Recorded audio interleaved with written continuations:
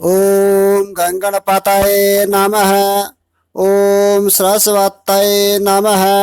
सुस्वागतम अत्तर भवताम सर्वेषाम। आज हम 11वीं कक्षा के संस्कृत की पाठ्य पुस्तक शाश्वती भाग 1 का तृतीय पाठ परोपकाराय सताम विभूतय पढ़ेंगे।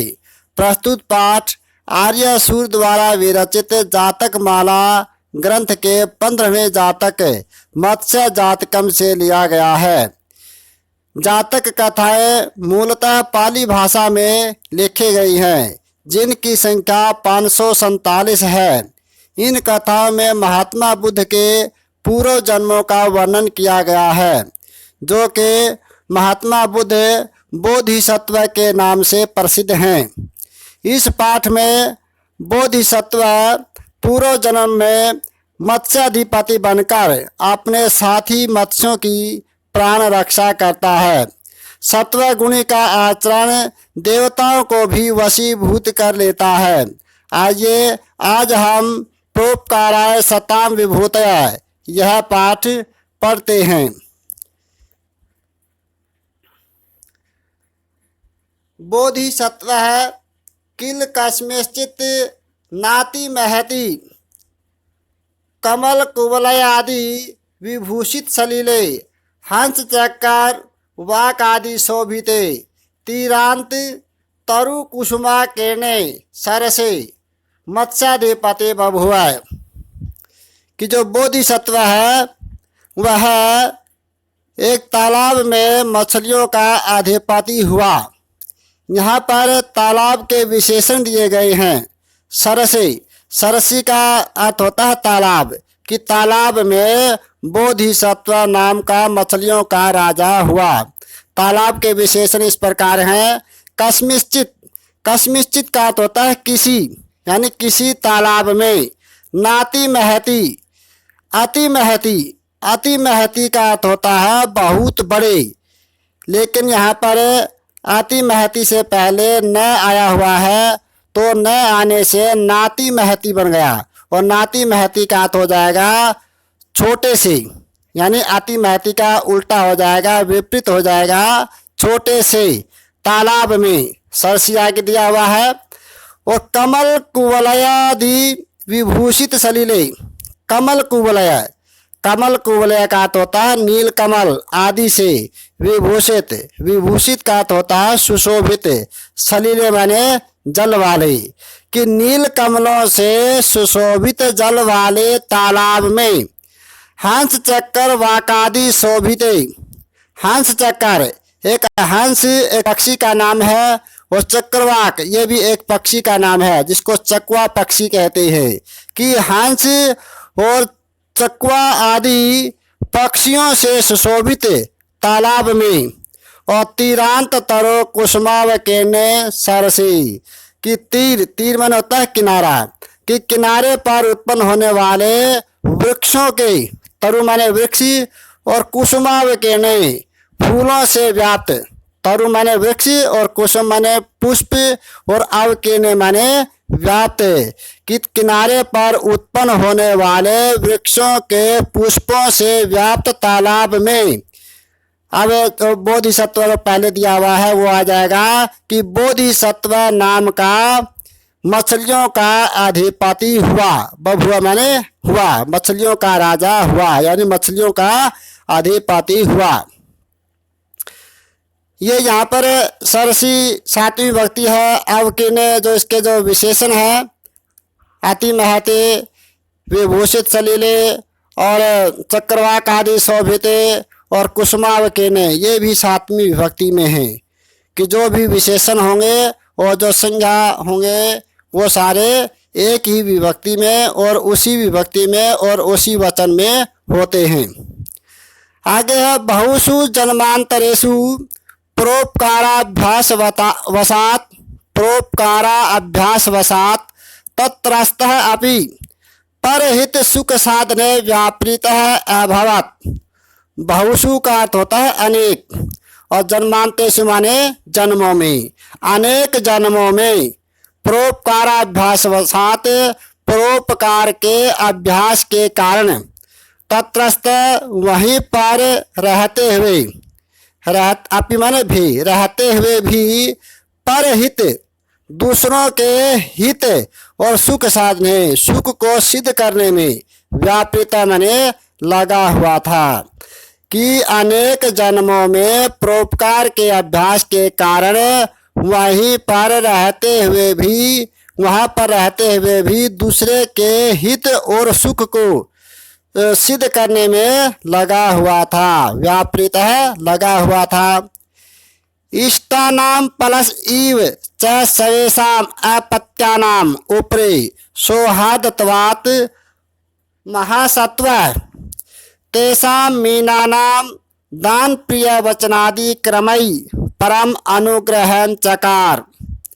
इष्टानाम एव स्नेही और सर्वेषाम, सर्वेषाम माने अपनी, अपत्यानाम इसका तो होता है संतान, कि अपनी स्नेही संतान के समान, ईव, ईव का तो होता समान, अपनी स्नेही संतान के समान और सौहार्दत्वात् और प्रेम के कारण महासत्व उस महान प्राणी ने तेषां मीनानाम उन मछलियों के ऊपर दान प्रिय वचनादि क्रमे के दान के समान प्रिय वचनों के द्वारा परम अनुग्रह चकार, अत्यधिक कृपा की। चकार, चकार माने की, और परम अनुग्रह माने अत्यधिक कृपा, यानी बहुत बड़ी कृपा की।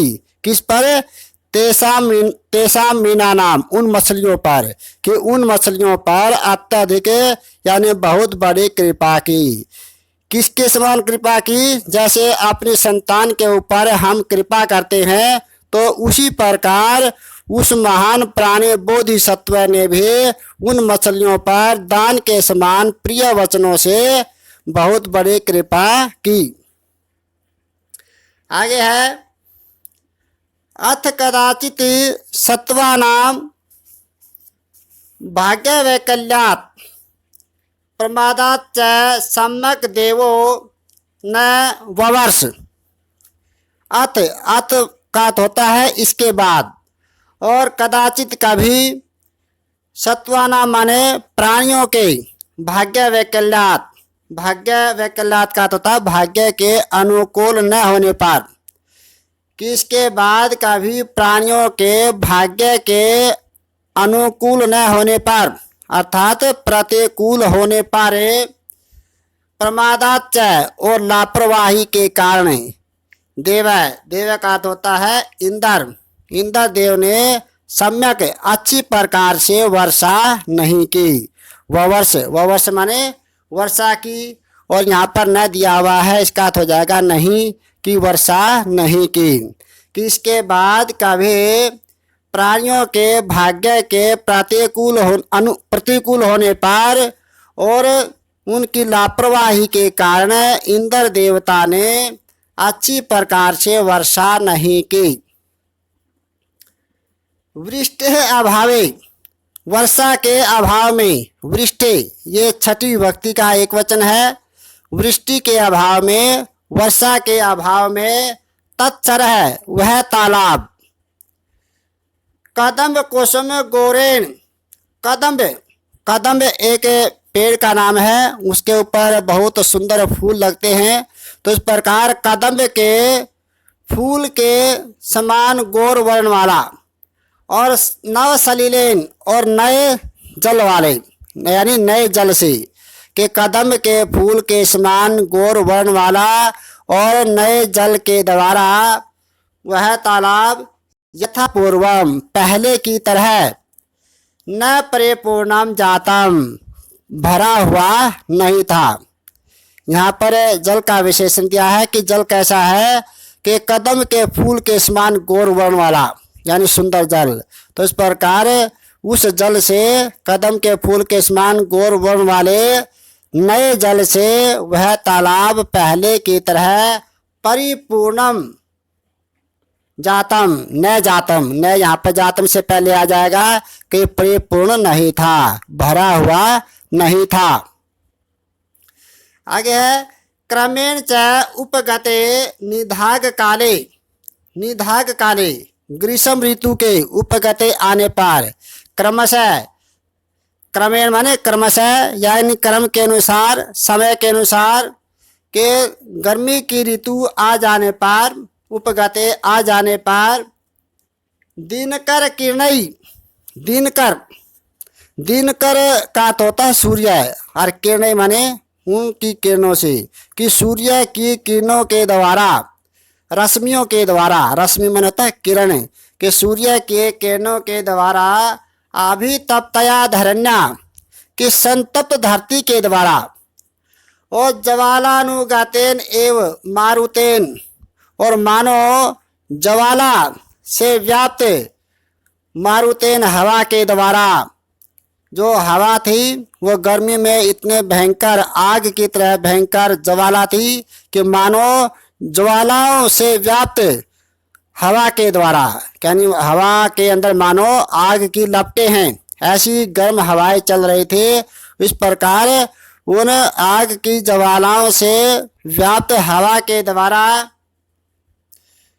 पिपासा वसादि प्रत्यहम, पिपासा वसाद प्यास के कारण, प्रत्यहम प्रतिदिन, और आपियमानम चारों ओर से पिया जाता हुआ, तत्सरह वह तालाब, लघु पल्वम इव अभवत, लघु पल्वम पलाश इव पलाश अभवत, कि वह तालाब छोटा सा तालाब हो गया, यानी उसका जो पानी है सूख सूख करके चारों से पानी सूखता गया और वह एक छोटा सा तालाब हो गया। जब पानी ज़्यादा था तब वह ज़्यादा जगह में घिरा हुआ था, बड़ा तालाब था, अब थोड़ा पानी होने के कारण वह छोटा सा तालाब हो गया। आगे है तत्र स्थितः मीनाश्च जलाभावात् मृत प्रायः इव संजाता, कि वहाँ पर रहने वाली मछलियाँ जलाभावात जल के कारण, जल के अभाव के कारण, जल से अभावात जल के अभाव के कारण मृत प्रायः इव संजाता, कि मानो वो मरी हुई के समान हो गई, कि जैसे मछलियाँ मर जाती है तो इस प्रकार उनमें हलचल बहुत ही कम हो जाती है पानी के बिना, तो इस प्रकार वह मृत प्राय से हो गई, मरी हुई के समान हो गई। सलील तीरवासिन है पक्षिण है वायस गणाच यावत तान मत्स्यान भक्षयितुम, कि सलील तीरवासिन है, कि जल के किनारे पर रहने वाले पक्षी और कौवों ने, तावत जब तक तान मत्स्यान भक्षयितुम उन मछलियों को खाने के लिए, भक्षयितुम यहाँ पर तुमुन प्रत्यय है, मत्स्यान ये द्वितीय विभक्ति का बहुवचन है, मछलियों को खाने के लिए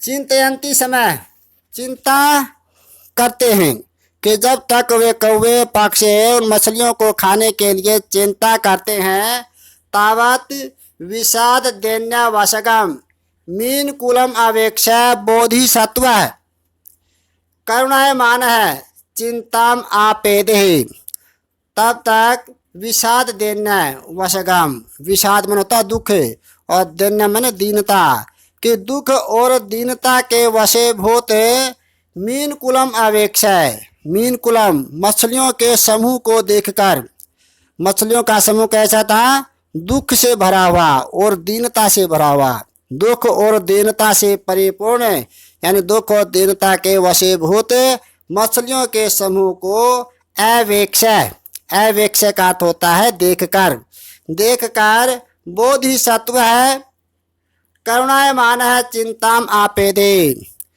कि बोधिसत्व ने, कि करुणायमान है, करुणा माने करुणापूर्वक, चिंताम आपेदे माने चिंताग्रस्त हो गया, तो इस प्रकार वह जो बोधिसत्व है चिंता को प्राप्त हो गया, क्या करता हुआ, करुणायमान है, कि करुणापूर्वक यानी कृपा करता हुआ उनके ऊपर, मछलियों के ऊपर कृपा करता हुआ अपनी करुणा को दिखाता हुआ बोधिसत्व चिंताग्रस्त हो गया, करुणायमान है, करुणा माने यहाँ पर सानस पड़ता है, तो करुणा करता हुआ, दया करता हुआ वह बोधिसत्व चिंताग्रस्त हो गया।